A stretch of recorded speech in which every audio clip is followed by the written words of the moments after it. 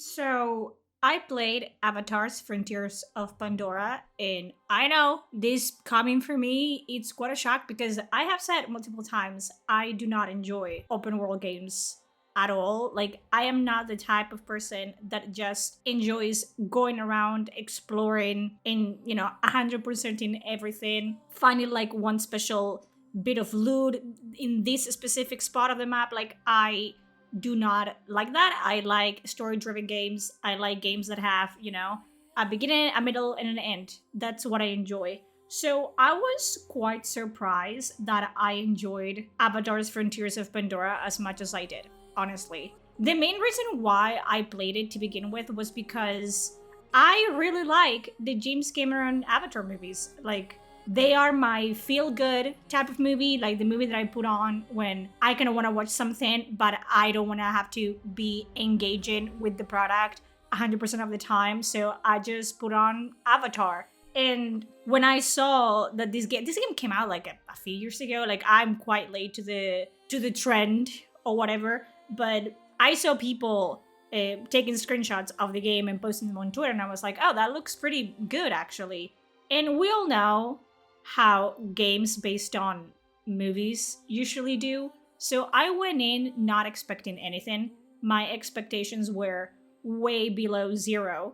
Anything that happened in the game, I was actually pretty pleasantly surprised by, I would say. It is an open world game, it is a Ubisoft game. So, of course, there's like that, like go here and clear this camp and then do it again like 1,000 times, but that is not really a necessary part of the game. If you want to like level up much quicker, or you want to like have access to higher level gear earlier into the game, well, you do those. Or if you are one of those people that like to platinum games, you do everything that there is to do.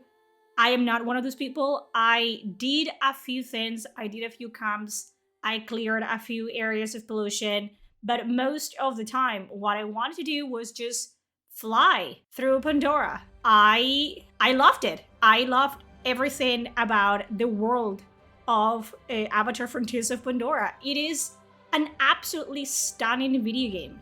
And again, as someone that doesn't really enjoy just running around aimlessly, this game made it so pleasant to just do that. Like, I didn't want to fast travel because I wanted to take my Ikran and fly, like 5 kilometers into, one direction and just take everything in. And I don't think any other game has done that to me. And I think it's mainly because just how visually unique the world of Pandora is. I don't think I had that in, like, I play Cyberpunk. I didn't have that in Cyberpunk. I don't really have that in more fantasy, like general fantasy, high fantasy games. I don't have that. Like, I get pretty bored of seeing the same, 3 trees and 4 boulders over and over again. But with this, everything about it, it's so visually contrasting. Like, you have floating mountains, then you have expanses of just dense, packed trees and forest, and then you have the plains where there's like barely any fucking trees at all. And then you have the different flora and fauna and different varieties of enemies, flying and land enemies. Amazing. I really enjoyed it. Gameplay. The gameplay was pretty standard. You have your variety of weapons. You have the traditional Navi bows, and then you have the human weapons, shotgun and rifle. Because as you play as Tamtei is the protagonist of this game, which, by the way, is a completely customizable character. So, and you don't really know that you're named Tamtei until the expansion pack, so until then you're just the Sarentu. But you play as Tamtei, the Sarentu, and you are basically a Na'vi child that was taken from your home, your family, and raised by the RDA, by the humans, which means that you have been raised in human cultures, and they kind of trained you to be a soldier, so you know how to use weapons. So that is a beautiful way to like blend a more traditional Na'vi game style and a more traditional like RDA human guns blazing playstyle. I ended up just using the bows most of the time. They just felt better, in my opinion. They felt very punchy. You are playing as an over 7 feet tall, like blue alien. So using a bow, which you power through, your strength, the strength of your arms, your body, should feel very punchy and very brutal against much smaller enemies, which are the RDA humans. And it did. You have 3 varieties of bows, by the way. You have the short bow, which is more like you fire 3 arrows in very quick succession, and they're not as powerful as the other 2. But, if you want to like get rid of smaller enemies like patrols and just humans without an amp suit, you can do it. And then you have the long bow, which is, as it suggests, for greater distances, and the heavy bow, which you would use mainly against armored enemies. I did use the shotgun on occasion, but in this game there's like the mechanic of, obviously you're playing in Pandora, that if you hunt wildlife with a shotgun, you cannot gather its resources because you basically ruined your kill.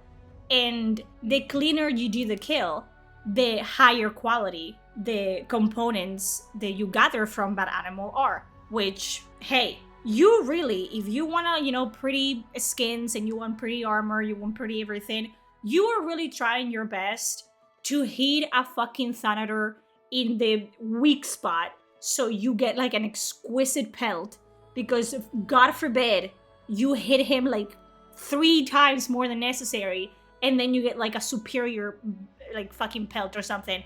That I was foaming at the fucking mouth. But it makes sense, right? Within the context, within the lore of Avatar, James Cameron's Avatar, it's all about preserving the balance of life and only taking what you need. And in doing so, you have to make sure that the animal is put down as swiftly and cleanly as possible to just, save each other the grief over having to even kill the animal in the first place. So I enjoy that. The story of Avatar Frontiers of Pandora is the weakest part of the game. Again, it's a modern Ubisoft game, so what can you expect? Also, it's a game based on the Avatar movies, which, let's be honest here, they're not the most heavy-hitting, like complicated movies to make. Sure, they're just a documentary on how humans suck and we ruin everything we touch, which, it is true, but it is a very simple concept that we have been very familiar with for a very long time. And you are playing as this completely new clan, a completely new character, and Ubisoft hasn't done the customizable protagonist thing too well.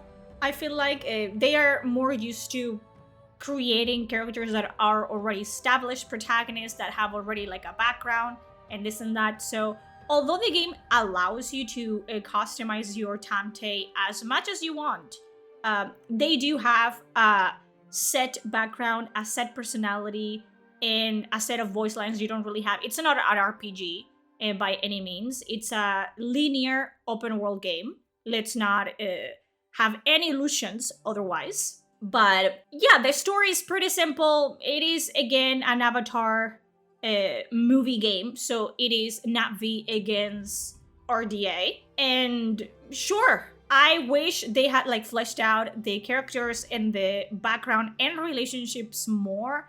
I feel like the game is trying to make me care about the Sarentu, like the clan of children the RDA took and are now trying to become NAPV again, while experiencing Pandora for the first time, basically. But I wish their relationships had been more fleshed out. I wish, like, at the beginning of the game, we had 30 minutes, like 20, 30 minutes of you playing as a child in the TAP program, the ambassador program, where you see, like, because the character, and spoiler, like, they will talk about how they were abused and basically tortured by the ambassador program and the RDA as children to kind of just strip every NAPV like behavior in way that they still remember from their childhood away from them.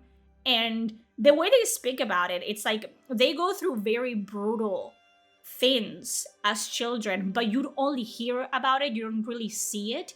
And I understand that, I think Disney was involved in this movie as well, because Avatar, it's part of Disney, question mark, I don't know. But I wish, I mean, you can kill people in this, okay? You can kill people, you can execute them.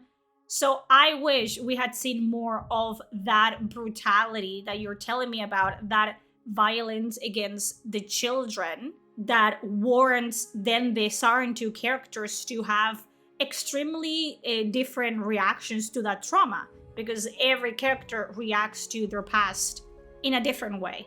Again, Tamtei, the protagonist, they're kind of like they're a player character. They're kind of like a blank slate. They don't really have a very defined personality, because Ubisoft is trying to let you think that it is a completely original character while in not being a completely original character. So they cannot give her too much, I mean her because I'm playing as a female Tamtei, but they cannot give them too much personality without taking away that illusion of player agency. But they cannot completely make her customizable and allow you to pick dialogue options and stuff like that, because that would make it an RPG, and that's a completely different genre. So it's kind of on a gray zone of Tamtei is very capable. Obviously, she's a protagonist, and she's here to save the day, and everyone else kind of floats around her, but they interact with each other. They don't really interact with you.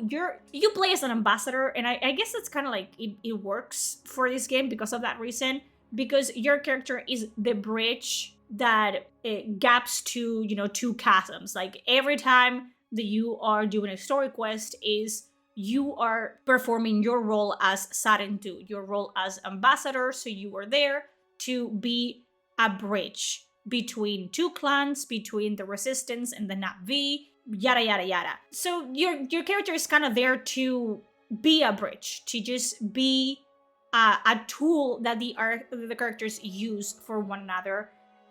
So that could have been done better, but overall, it does what it does decently. The game is not a masterpiece by any means, any stretch of the imagination, but I enjoyed myself immensely. Once I started playing this, I didn't put it down until literally yesterday. So that would have been like a week, 2 weeks. I think it's closer to 2 weeks now. 2 weeks of me just playing the game nonstop and never putting it down. And that hasn't happened to me in years. Years, brother. I loved it. I was like, hey, I'm gonna take 2 weeks off everything and just enjoy myself. And if that isn't what a game is supposed to do, I don't know what is. It's not perfect. It never claimed to be. I never claimed it to be like a masterpiece. It didn't change my life, but it is one of those games that I'm gonna remember extremely fondly, and that I will definitely be replaying in a few years from now on, just because I really enjoy the universe and I really enjoy like the visuals and everything about it. The flying on my Ikran Telisi was the best thing ever, best feeling in the world. I felt like an actual Na'vi. Fucking bite me, RDA. I have played the base game and I have played the DLCs. You can literally see how Ubisoft learns. Like, I wouldn't say listens, because again, the game is what it is, but they did improve on many things, like especially the story with the DLCs. Tamtei gets more of a personality in both of them, and the story, it's much more like hefty in the DLCs. They're pretty short. You can play them in like a few hours if you like really just do main story quest. But I like them. They added to the narrative. They felt like it didn't feel like a completely like separate, removed like addition to the game. It felt like a continuation of Tamtei's story. And I picked them like the base game, the expansion pack, and the DLCs. I picked them up for like $30. So I got close to 80 hours of, yeah, I think it was 80 hours. It was like 75, 76 hours of enjoyment out of this game for $30. Now, let's talk about the massive expansion pack called From the Ashes, which obviously it is based on the third movie of Avatar, which I think it's called From the Ashes as well, where the Manquan allied with the RDA and they set Pandora on fire. And that is set 1 year after the events on both Avatar Frontiers of Pandora and both of the DLCs that attach to that. And in this one, you don't play as Tamte, you play as Solek, which is a recurrent NPC and kind of like a mentor and daddy. He's a daddy of Tamte throughout the entire game. He's a Na'vi that was there when Jake took down the RDA at the Hallelujah Mountains.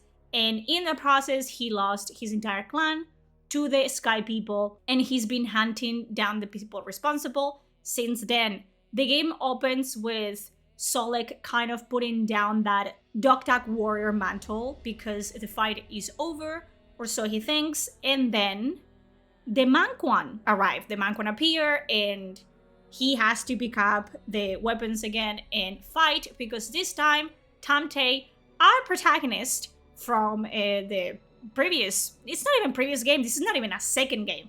It feels like it, but our protagonist, our Siren 2 playable character, she gets kidnapped by the RDA, so you're playing as Solek to find her, to find, Tamte and bring her home safe and sound.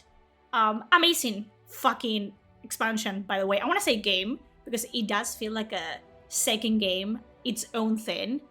Amazing.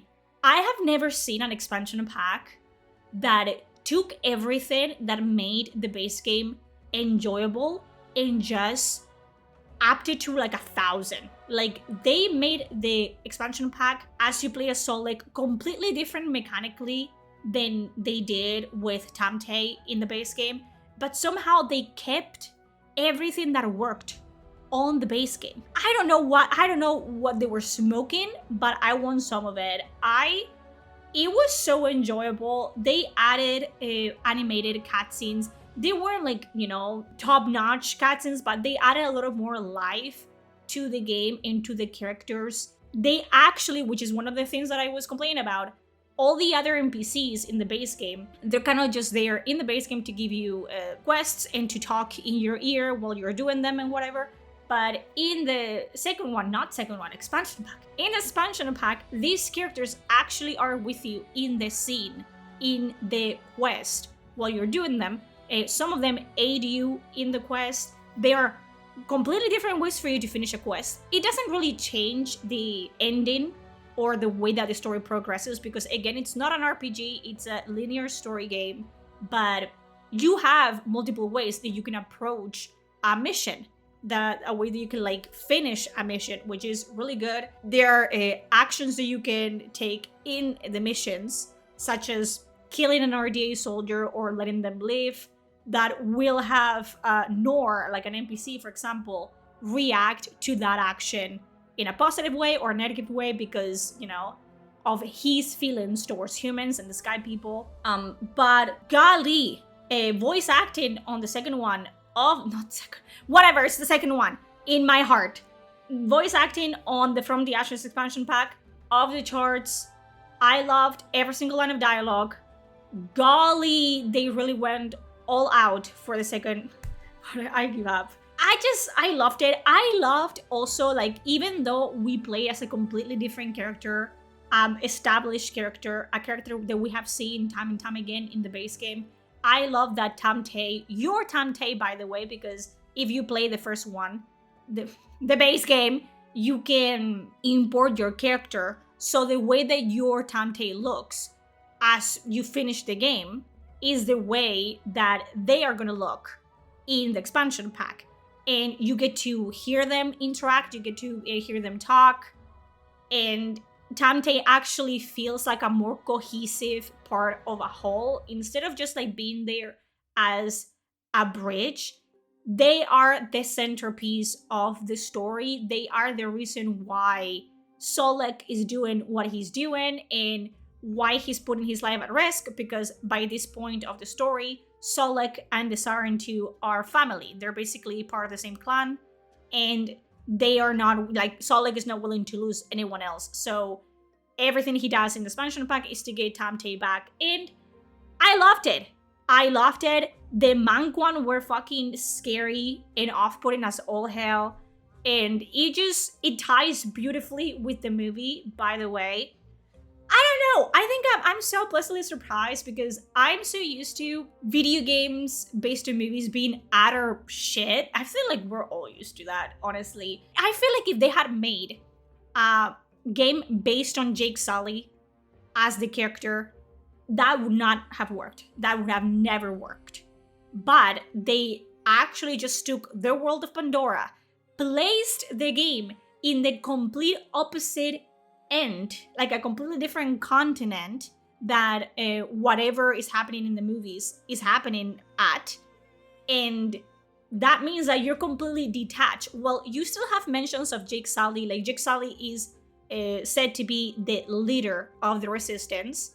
And in each region, there are like sub-leaders, basically, that respond to Jake Sully. But you never hear him talk. You never hear him like be involved. You kind of hear, maybe if it's relevant, of things that he has done in the movies that are relevant to what's happening right now. But aside from that, he doesn't haunt the narrative at all. You kind of forget about Jake Sully altogether because, you know, this game is not about him. It's not about what he's trying to do. It's not about his life. It's not about his family. This is about Tamte and the Siren 2. And they did beautiful with that. Like, I feel like a lot of games that are based on movies just try to take the famous and popular characters and just put them in the game and then make them do like really non-canonical things and expect people to like enjoy that. Like, oh, you just ruined my favorite character. But they completely like detached themselves from that, and they were very smart to do that. Aside from that, like, there's nothing else that I can say about this game. Music, amazing. I love the music. The bitch, I don't remember her fucking name. My girl who made the score for Frontiers of Pandora. There's a fucking Grammy or whatever they give to people that do musical stuff. Amazing. What a talented bitch. I love you, bitch. I will always love you, bitch. Visuals and just like the map and everything. I loved it. I loved the different biomes. I loved exploring. They made exploring so easy and gathering resources so easy. Honestly, the moment that you unlock the Ikran, which is really early into the game, it's a game changer. You're never gonna like go on foot ever again, because why would you even bother running around like a peasant when you have a whole Ikran to fly around in the map and just take Pandora like with a bird's eye view? Don't even bother. The customization, you don't have to. I mean, you can pay for skins if you want to. If you want to give that Ubisoft some more of your money, which I didn't. I paid for the season pass, which is not a season pass, by the way. It's not a monthly thing. It's like one-time payment, and you get like the DLCs. They named it season pass because their brains are rotted, I guess. I paid $20 for the base game and the expansion pack, and then in-game I paid for the 2 DLCs, and that was it. Every single customization, every single hair that I unlocked, every single armor that I unlocked, body paint, face paint, everything you can unlock exclusively through the game. Doing quests and side quests and helping people through the game gets you cosmetics. So what is Ubisoft doing? Willing to lose money like that? Thank you, because I wasn't gonna pay for, you know, a fucking skin. I ain't the one. But hey, thank you for actually allowing me to like unlock and customize things through me playing the actual game. That is actually pretty cool of you, Ubisoft. Don't get used to praise. You're never gonna hear it again. Gameplay, I enjoyed the gameplay. Very intuitive, very simple. It is what it is. It doesn't go crazy with it. There are like a kind of puzzle portions that you do with your Sid, which is like a kind of like a, how do you even fucking call it? Like a scanner that you can see cables with, and you do some stuff. There's a stealth missions, which you can do stealthily or not.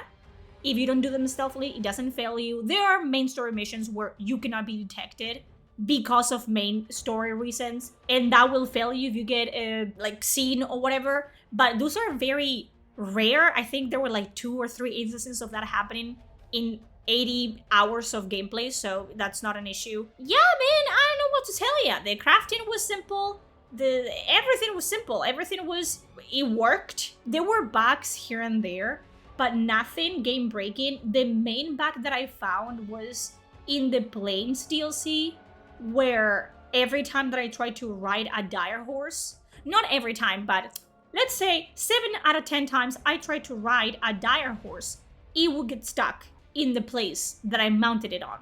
So it wouldn't go forward, backward, sideways, it wouldn't go anywhere. So I ended up just like running around until I unlocked Talisi, and then once I unlocked the Ikran, I just flew everywhere because no, thank you. Aside from that, game is fucking fun, honestly. It's a feel-good type of game. It's a pretty game. It has pretty music, it has pretty characters, it has nice voice acting. It doesn't pretend to, be game-changing. It doesn't pretend to be a direct sequel to the movies. Nah, it just does what it does good enough and decently enough. And the overall experience was just very pleasant to me personally. I understand if you don't like it, if you think it's Ubisoft slop, if you think it's like boring or cringe or whatever. But the Avatar movies, in essence, the Avatar world, it's cringe. And I enjoy that. I like that. I like a little bit of cringe in my life from time to time.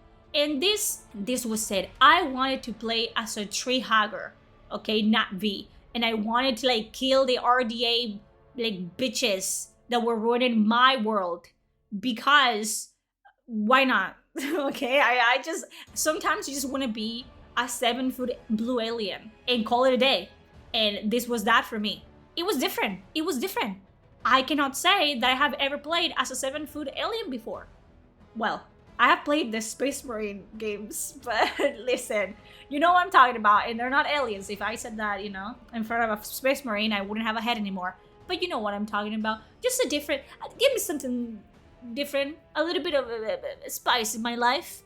And I do hope, please, Ubisoft, please keep making games for Avatar Frontiers of Pandora.